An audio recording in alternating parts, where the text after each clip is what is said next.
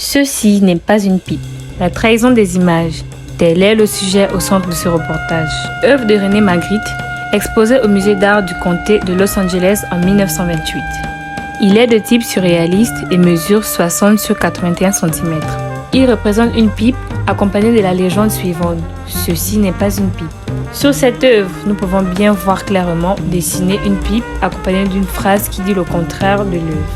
La question est posée. Pourquoi ce tableau s'appelle La trahison des images? Autrement dit, pourquoi ceci n'est pas une pipe?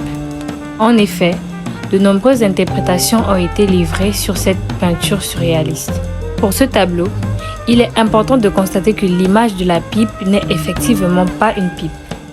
L'auteur, qui n'est autre que Magritte, joue sur la frontière de l'imagination, du contenu de la toile et ce que perçoit le spectateur lorsqu'il se trouve devant la peinture.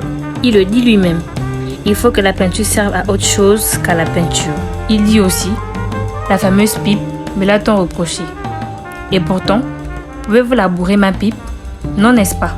Elle n'est qu'une représentation. Donc, si j'avais écrit sur mon tableau, ceci est une pipe, j'aurais menti. Ces propos sont pourtant clairs, nets et précis. René Magritte a mis en lumière le rapport entre l'objet, sa représentation et le langage. Ce tableau a suscité bien des questionnements.